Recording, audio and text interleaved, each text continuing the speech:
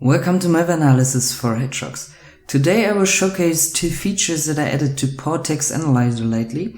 So first off, where do you get the tool? I will put a link below to the GitHub page, and there you see the markup readme on this page. So you find a section PortexAnalyzer, and there's the download link.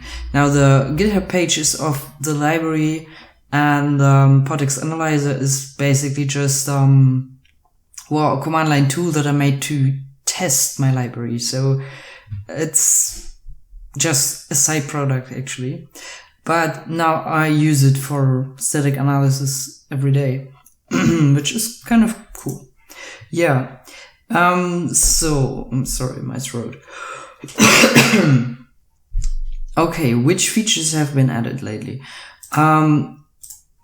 Let's take a look at this.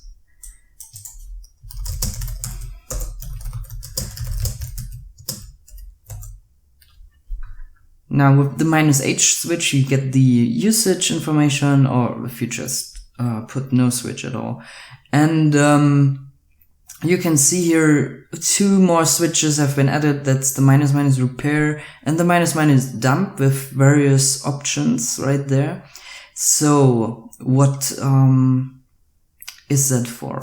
First off, I often have files that are not recognized as PE files. Those might be pub, those might be malware. Sometimes downloaders or droppers will use that. They will basically damage the file, so it's not recognized as a portable executable file anymore. It's not executable as well, because the operating system also says it's not an executable file, but it will temporarily act to evade detection. So antivirus tools, antivirus products, scanners, they also do not see this as a PE file. So some of them may have some pre-filter where they say, okay, these signatures will only match on that file type. So in that case, they might not find the malicious code in that, or they might depend on, well, let's say they have a signature at the entry point, and if it's not recognized as a PE file, they don't know where the entry point is there. So like that. So that means if you damage the magic numbers that basically tell the operating system or these programs that this is a PE file, they will not detect it anymore. And we can damage this as well. So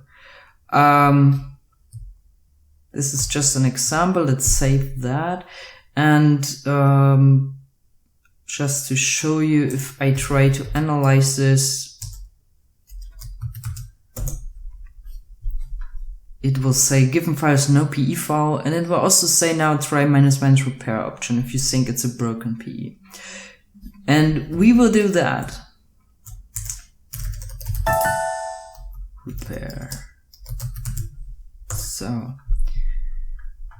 okay, and it told us that it repaired the MZ signature, and that it also found the PE signature and repaired the offset to the start of the PE. So here we got the magically repaired dark track red. So let's check this out. If we put this originally damaged file here, it says it's not a Win32 executable file. This is resource hacker, by the way. And if we put this in here, we can access the resources. So yeah. And these resources are quite interesting. And I chose this file because I can demonstrate the second part of my, the second feature update of that. So we have the ---- dump option, and you can dump structures of the PE file. These are, as it is now, these are the overlay icons resources sections. And if you want to dump everything, you just say dump all. So let's do that with the repaired version, of course. And we got here the output of that. So we can now see, check this out, and might see that these are as well PE files. So So in this case, we get,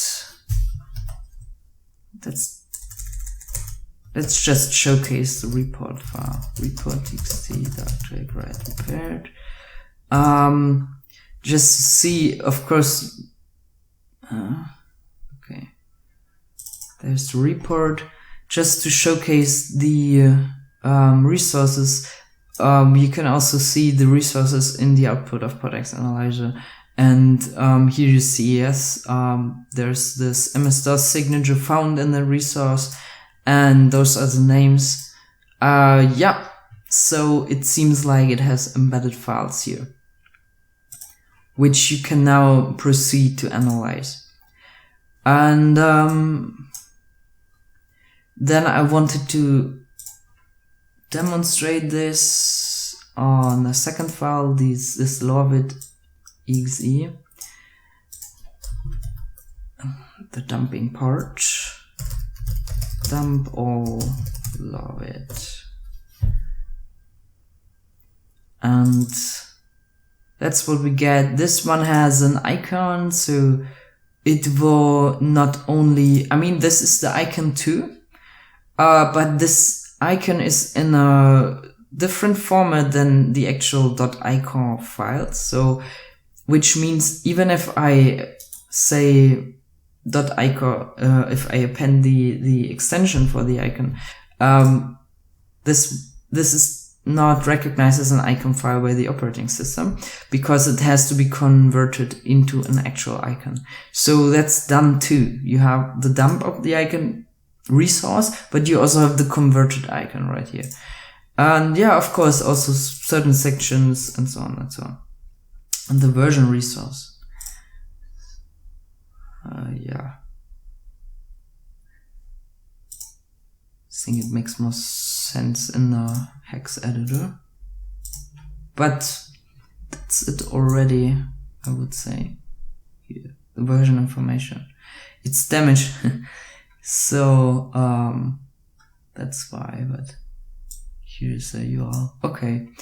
Yeah, and that's it already. So thanks for watching.